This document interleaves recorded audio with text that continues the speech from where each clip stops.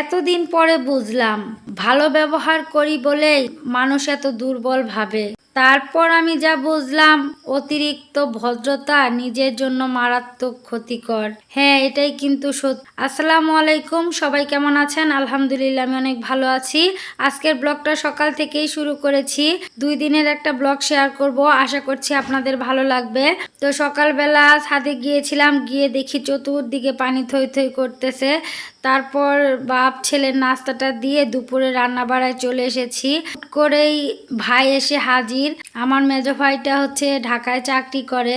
ছেলের ব্যথা পেয়েছে শুনে আর দেরি করেনি, অফিস থেকেই রাতের বেলা রওনা হয়ে এসেছে। তো ভাইয়ের জন্য একটা হাঁস রান্না করতেছি। হাঁসের মাংসটা ভালোভাবে কষাতে হবে, যত কষানো হবে খেতে ততই ভালো লাগবে। কষানো হয়ে গেছে, ঝোলের পানিটা দিয়ে দিয়েছি। এখন হচ্ছে ভালোভাবে জাল দিয়ে রান্নাটা করে নিব। আর এদিকে হচ্ছে পেঁয়াজ ভেজে নিয়েছি পোলাও রান্না করার জন্য। তো চালগুলো এখন দিয়ে সুন্দর করে ভেজে নিব। পোলাওয়ের চালটা যত সুন্দর করে ভাজা হবে পোলাওটাও কিন্তু ততটাই সুন্দর হবে। এজন্য চেষ্টা করি একটু ভালোভাবে ঝরঝরা করে ভাজার জন্য। তো আমি সুন্দর করে নাড়াচাড়া দিয়ে পোলাওয়ের চালটা ভেজে নিচ্ছি। তো ভাজা হয়ে গেছে, এখন হচ্ছে পরিমাণ মতো পানি আগে থেকে গরম করে রেখেছি, ওই পানিটা দিয়ে দিচ্ছি। পানি দিতে গিয়ে আমার হাতে ছ্যাঁক লেগে গেছে। তো কি আর করা, রান্না করতে আসলে কত রকম কত সমস্যা, পুড়তে হয়, জ্বলতে হয়, তারপরেও রান্না তো করতেই হবে। সংসার জীবন মানেই রান্না বাড়া, খাওয়া দাওয়া, সংসার সামলানো। তো যাই হোক, আমি এখন হচ্ছে পোলাওর পানিটা কমে গেছে, একটু নাড়াচাড়া দিয়ে তারপর ভাপে বসিয়ে দিচ্ছি। তো আর এই যে এখন হচ্ছে ঢাকনাটা উঠিয়ে দেখছি আমার পোলাওটা কেমন হয়েছে। মাশাআল্লাহ, আমার পোলাওটা কিন্তু অনেক সুন্দর হয়েছে। আমি আসলেই কোনো রান্নাই ভালোভাবে পারতাম না। স্বামীর কাছ থেকে, তারপর মেঝো মেয়ের কাছ থেকে টুকটাক শিখে শিখে তারপর হচ্ছে রান্না এখন মোটামুটি খাওয়া যায় আমার।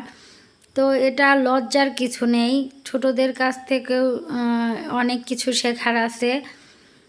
অনেকের অনেক গুণ থাকে, শুধু যে বড়রাই সব কিছু পারবে এমনটা না, ছোটদের কাছ থেকেও মানুষ অনেক কিছু শিখতে পারে।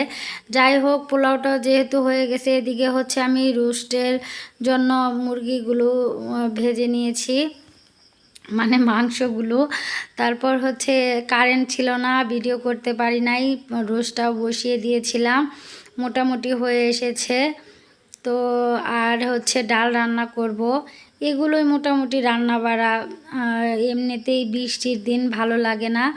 তো তারপর ছেলেকে খাবারটা দিয়ে দিয়েছি, আর হচ্ছে আমার ভাই আর আমার স্বামী পরে খেয়ে নেবে। আর এই যে বিকেলবেলা দেখছিলাম গাছ থেকে জাম পড়েছে। আমাদের গাছের জাম কিন্তু অনেক মিষ্টি আর অনেক বড় বড় হয়। ছেলে জামগুলো টোকাচ্ছে, অনেকগুলো জাম পড়েছিল। তারপর আবার বিকেলবেলা দেখি আকাশের অবস্থা একদমই এই যে কেমন হয়ে গেছে। তো যাই হোক, পরে আর কোনো ভিডিও করতে পারিনি। পরের দিন ভোরবেলা সকালে উঠে গেছি, ভাইকে বিদায় দিতে হচ্ছে। এটা আমার জন্য খুবই কষ্টদায়ক। ভাইটা অনেক কষ্ট করে রাতের বেলা এসেছে ভাগনাকে দেখার জন্য, এখন চলে যাচ্ছে। ওর যেহেতু অফিস বন্ধ হয়নি, ঈদের বন্ধ হবে 5 তারিখ মনে হয়, তো ওকে তো যেতেই হবে। ওকে বিদায় দিয়ে তারপর বাড়ির দিকে চলে এসে ছেলের নাস্তাটাও দিয়ে দিয়েছি। আর আজকের ব্লগটা এই পর্যন্তই। কেমন লাগলো অবশ্যই জানাবেন। সামান্য ভালো লেগে থাকলে একটা লাইক কমেন্ট শেয়ার করে দিবেন। সকলের সুস্থতা কামনা করেই বিদায় নিয়ে নিচ্ছি। আল্লাহ হাফেজ।